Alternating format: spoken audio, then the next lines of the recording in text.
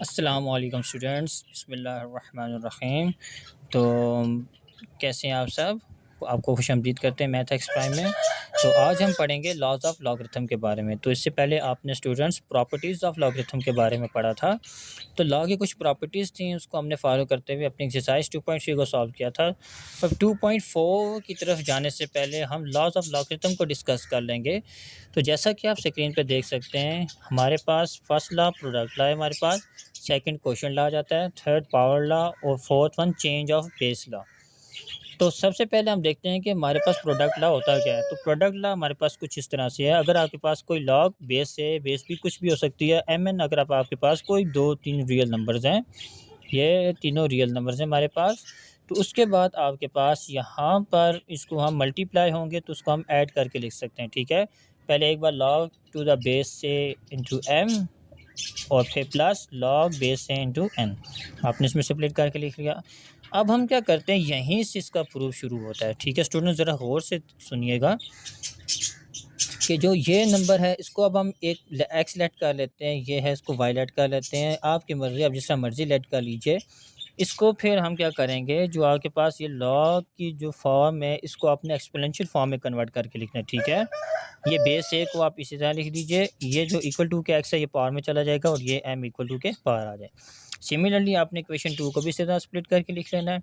फिर आपने क्या करना है, इक्वेशन 3 को और इक्वेशन 4 को आपस में मल्टीप्लाई करना है, क्योंकि हमने प्रोडक्ट लॉ को बनाना है।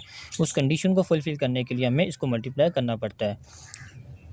इन दोनों को आपस में मल्टीप्लाई किया तो देखिए आपके पास एक्स प्लस वाई बन गया। तो क्योंकि basis same, power Z bye using the product law of exponent, ठीक है, इक्वल टू एम एन। अब इसको वापस आपने लॉगरिथम फॉर्म में लिखना है, तो लॉग बेस ए, ठीक है, ये पहले जैसे ऊपर था इसको कंपेयर कर लीजिएगा। लॉग टू द बेस ए जो पावर में होता है इक्वल टू के पावर, और जो इक्वल टू के पावर होता है वो हमारे पास लॉग बेस ए के साथ आ जाता है। तो ये देखें, यही आपने प्रूव करना था ऊपर, इससे आपने ये प्रूव कर लिया। और x प्लस वाई की वैल्यू आप अगेन सब्स्टिट्यूट कर दीजिए। तो यहाँ पर देखिए x जो था हमारे पास इसके इक्वल है, और y जो है हमारे पास लॉग टू द बेस से into n equal to y. तो ये हमारे पास ये आ जाएगा एक्स वाई की जगह। तो इसके साथ हमारा product law of exponent, product law of logarithm prove हो गया। तो नेक्स्ट हम चलते हैं अपने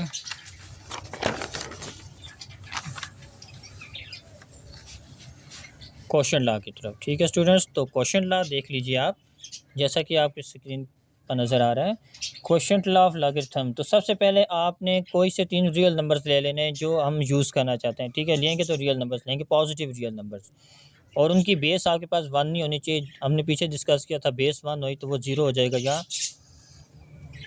डिफाइनेबल नहीं होगा, अनडिफाइंड हो जाएगा। तो ये देखें, सबसे पहले आपने log a base n by n ले लिया, ये इसकी डिवीजन फॉर्म होती है। तो अब क्या करेंगे, जो डिवाइड से नीचे नंबर होता है उसको हमने माइनस के पार लिखना है, ठीक है स्टूडेंट्स। तो लॉग ए एम लॉग बेस से एम माइनस लॉग बेस से इंटू एन आ जाएगा। वही पुरानी टेक्निक्स है, सिंपल। इसमें हमने क्या करना है, वही हमने एक्स लेट कर लिया, इसको वाई लेट कर लिया। फिर आपने क्या किया, इस लॉग की फॉर्म को एक्सपोनेंशियल में कन्वर्ट करके लिख लिया। अब यहाँ पर वहाँ पर आपने मल्टीप्लाई किया था क्योंकि वो प्रोडक्ट ला था। अब यहाँ पे क्वेश्चन लाए तो उसमें आपने डिवाइड करना है, ठीक है स्टूडेंट्स। जब आप डिवाइड करेंगे इन दोनों के इक्वेशन 3 को और 4 के साथ डिवाइड कर देंगे तो इस तरह कुछ आपके पास सिचुएशन बन जाएगी। अब यहाँ पे question law of exponent use करते हुए आपने इसको ऊपर ले जाना है। ऊपर ले जाकर फिर आपने प्रोडक्ट लॉ ऑफ एक्सपोनेंट के ज़रिए इन दोनों को आपस में ऐड कर लेना है। तो ये देखें, आपने फिर इनको लॉ की प्रॉपर्टी में लिख लेना है स्टूडेंट्स। तो आपको पता है लॉग टू द बेस से into m m minus n is equal to x minus y equal to के पार आ जाएगा। अंडो सब्स्टिट्यूशन कीजिए, दोबारा से वैल्यूज पुट कीजिए। एक्स जो था आपके पास लॉग ए एम है और वाई आपके पास स्टूडेंट लॉग ए एम हो जाएगा। तो ये देखें आपके पास left hand right hand side, तो ये हमारे पास क्वेश्चन लॉ ऑफ लॉगरिथम है। तो स्टूडेंट्स तीसरे नंबर पे हमारे पास पावर लॉ ऑफ लॉगरिथम आ जाता है। अब student power law of logarithm में आपने तो लाइन बिल्कुल सेम है ना, लेट हम कल पॉजिटिव रियल नंबर्स को लेट कर लेते हैं और बेस इनकी 1 नहीं होनी चाहिए। तो अब पावर लॉ में ज़ाहिर बात है हमारे पास एक ही नंबर आ जाएगा। तो इस तरह ये होता है, हमने इसको लेट कर लिया, लेट करने के बाद इसको इसकी एक्सपोनेंशियल फॉर्म में लिख लिया। एक्सपोनेंशियल फॉर्म में हम क्या करेंगे, अगर हमने पावर लॉ को अप्लाई करना है तो हम इस तरह कर लेते हैं कि nth पावर को अप्लाई कर देते हैं दोनों तरफ। तो nth पावर को हमने दोनों तरफ ले लिया। तो by using the power to power law of exponent को इस्तेमाल करते हुए हमने इसको अंदर मल्टीप्लाई कर दिया, ठीक है। तो उसके बाद इसको लॉग फॉर्म में आपने लिखना है। लॉग फॉर्म में लिखने के बाद देखें, log to the base a into m power n is equal to x n. अब ये देखें, आपके पास जो x है वो आपने क्या लेट किया था, यहाँ ऊपर इक्वेशन नंबर 1 में आ गया है, तो log टू द बेस है। अब ये आपके पास प्रूव हो गया है कि जो भी पावर में होगी तो पावर log से पीछे आ जाती है, ठीक है। अब नेक्स्ट आपके पास क्वेश्चन नंबर 4 में आपके पास आ रहा है, जैसा कि आप देख सकते हैं, चेंज ऑफ बेस लॉ। अब इसमें थोड़ी सी मतलब हमारे लिए थोड़ा सा ये प्रॉब्लम हो जाता है कि इसमें बेस चेंजिंग प्रॉपर्टीज़ को यूज़ किया जाता है।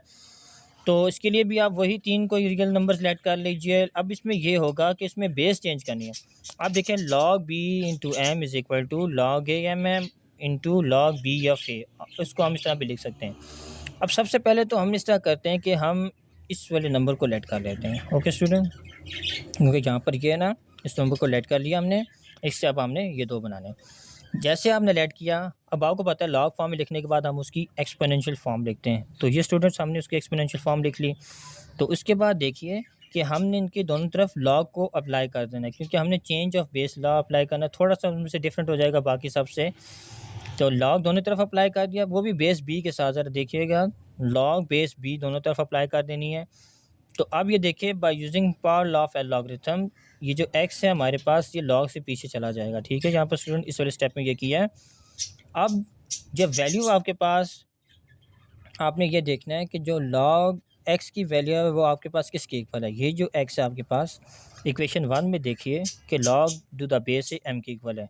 तो इक्वेशन 1 की वैल्यू पुट की इसमें, log base a m dot log of A b इसी तरह आ जाएगा, log बेस बी m इसी तरह आ जाएगा। तो इसको आप इस तरह लिख सकते हैं या फिर इस तरह लिख लें। तो ये हमारे पास लॉज ऑफ लॉगरिथम है। तो इंशाल्लाह ताला नेक्स्ट अब हम एक्सरसाइज 2.4 करेंगे जो बिल्कुल इससे रिलेटेड है। तो अगर आप एक्सरसाइज 2.4 में एक्सपर्ट होना चाहते हैं तो इन लॉज को अच्छे से समझ लीजिए, क्योंकि उस मुकम्मल एक्सरसाइज जो है वो बेस पावर लॉ मतलब के लॉज ऑफ लॉगरिथम पे इन्हिसार करती है। तो स्टूडेंट्स इसको अच्छे से समझिएगा, जहाँ से नहीं समझ आए तो ज़रूर डिस्कस कीजिए। तो मिलते हैं इंशाल्लाह ताला अपने इस नेक्स्ट लेक्चर में। तब तक के लिए अल्लाह हाफिज़। अगर आपको वीडियो पसंद आई हो तो लाइक एंड सब्सक्राइब ज़रूर कीजिएगा।